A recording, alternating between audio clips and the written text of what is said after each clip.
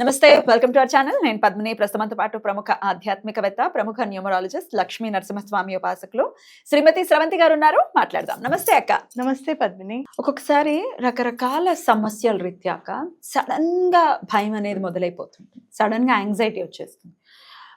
దాని తర్వాత పాల్పిటేషన్స్ రావటం, గుండె దడగా ఉండటం, ఇవన్నీ అందరూ ఏదో ఒక టైంలో ఫేస్ చేస్తారు కదా. ఎవ్వరు అతీతులు కాదు, డబ్బు ఉండనివ్వండి ఉండకపోనివ్వండి కదా. సమస్య అయితే ఏదో ఒక రకంగా వస్తుంది, మనల్ని ఇబ్బంది పెడుతుంటాం. ఇటువంటి పరిస్థితుల్లో ఈ గుండె దడ ఉన్నప్పుడు అది ఏమిటో బాబు ఇలా వచ్చేస్తుంది ఏంటి అంటే కొంతమందికి చాలా ఫ్రీక్వెంట్గా వస్తూ ఉంటుంది. ఏం చేయాలో అర్థం కాదు. ఇటువంటి పరిస్థితులను అధిగమించడం కోసం ఏం చేయాల్సి ఉంటుంది అక్క? చెప్తాను పద్మిని. ఎందుకనంటే మృత్యువు అంటే ఏంటి? భయం. భయమే మృత్యువు. మృత్యువు అంటే భయమే. అంటే ఏదో అయిపోతుంది. ఇవాళ బయటికి వెళ్తున్నాం కదా, మనం కరెక్ట్గా వస్తామో రాము. మా ఆయన బయటికి వెళ్తూ ఉంటే ఏదో అయిపోతుంది, నా కార్లో వెళ్తున్నారు అన్న భయం. ఎవరైనా చాలా మంది కొట్టేస్తారేమో. ఇదివరకు ఎవరైనా ఇంటికి రాకపోతే, ఒక గంట రాకపోతే భయపడేవాళ్ళం. ఇప్పుడు చెప్పిన టైం కంటే ముందు 10 నిమిషాలు రాకపోతే ఇంకా రాలేదేంటని ఫోన్ చేస్తాం. 6ంటికి రావాలి, 5:30 నుంచి మనకి కాల్స్ చేస్తుంటాం, ఇంకా రాలేదేంటి. వాడు ఫోన్ ఎత్తకపోతే భయం, ఏమైందా అని. అలా ఇంకొకటి ఏంటంటే ప్రతిదానికి ఒక యాంగ్జైటీ. ఇది ఎలా అవుతుందో, టైంకి అవుతుందో లేదో, మరి ఎలా మీటింగ్ మనం అటెండ్ అవుతామా లేదా, ఎలా బాగా మాట్లాడతానా లేదా అని అదొక భయం, యాంగ్జైటీ ఉంటుంది. కరెక్ట్. పిల్లలు స్కూల్కి వెళ్ళారు అని అంటే పాప మా తల్లికి ఆఫీస్ నుంచి వచ్చే వరకు అదో టెన్షన్, తిందా లేదా, ఇవాళ ఎలా ఉందో ఏంటో.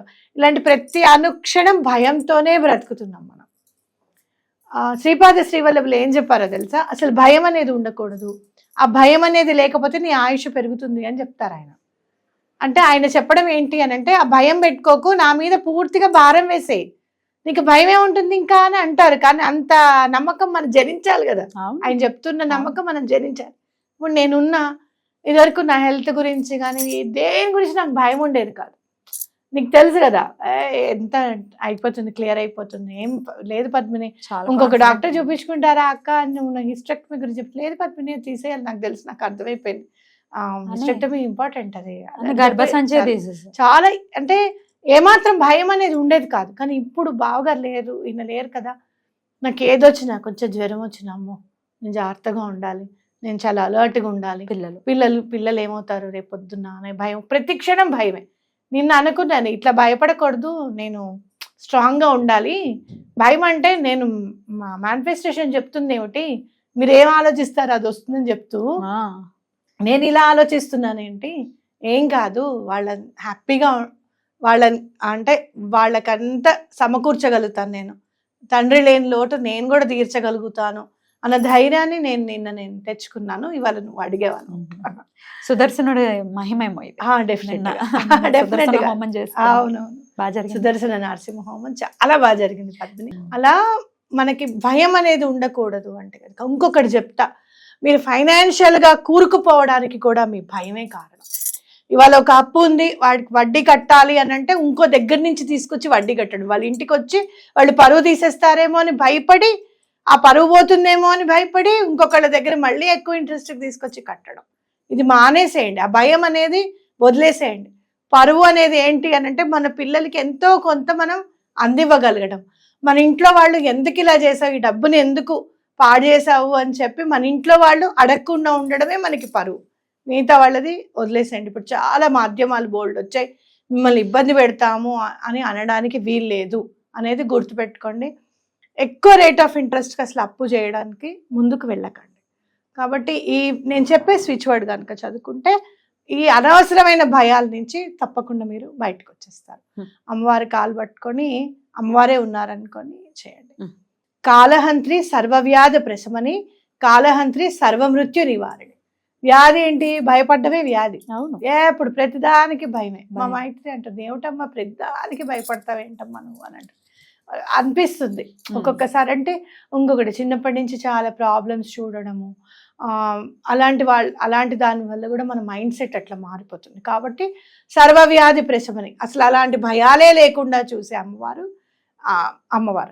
అలాగే సర్వమృత్యు నివారణి, ఎలాంటి భయము లేకుండా మమ్మల్ని గట్టెక్కించేది అమ్మవారు. కాబట్టి ఇవ్వండి, మేము అంత పెద్ద అది చదువుకుంటున్నాము, సడన్ గా ఒక్కొక్కసారి ఇట్లా కూర్చున్నప్పుడు పాల్పిటేషన్స్ వచ్చేస్తాయి. పాల్పిటేషన్స్ వస్తాయి. నేను ఇది కోవిడ్ వచ్చినప్పుడు గమనించా. అదేంటికంటే ఆ వైరస్ అలాంటిది అనమాట. ఆ వైరల్ ఫీవర్ అంతా వచ్చిన తర్వాత something is going to happen to me, ఏదో అయిపోతుంది నాకు అని చెప్పి డైరీలో నేను ఎవరెవరికి ఇవ్వాలి, వాళ్ళు నాకు ఎవరెవరికి ఇవ్వాలి అని రాసిన సందర్భాలు కూడా ఉన్నాయి. రాసి పెట్టేశాను నేను. ఇంకా అంటే నాకు ఏదో అవుతుంది అని. అప్పుడు నేను గమనించింది ఏంటి అని అంటే, మొత్తం ప్రోటీన్ మనకి వెళ్ళిపోయింది, బాడీలో ఏం లేదు, వైరస్ ప్రోటీన్ మీదే ఆధారపడి బ్రతుకుతుంది అనమాట. కాబట్టి మనం మంచి న్యూట్రిషియస్ ఫుడ్ తినాలని. ఒకటి ఆస్పిన్ అని ఒకటి మందు ఉంటుంది, అది మీరు వేసుకోకర్లా, జస్ట్ ఆస్పెన్ ASPEN అనుకుంటే ఆ పాల్పిటేషన్స్ విత్ ఇన్ మినిట్స్ లో తగ్గిపోతాయి. With in minutes. నేను ఎన్నిసార్లు గమనించాను, ఆస్పెన్ అనుకోగానే వెంటనే సెట్ అయిపోతుంది.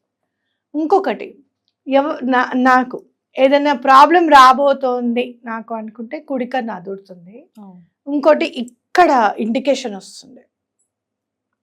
అలా మీకు ఎవరికన్నా వస్తే కనుక నేను EFT ట్యాపింగ్స్ అని చెప్పి ఇంకొక వీడియో చేస్తాను. ఆ EFT ట్యాపింగ్ అనమాట, ఇట్లా చేత్తో ఇట్లా ట్యాప్ చేయడం, ఇట్లా కంటి దగ్గర ఇట్లా ట్యాప్ చేయడం.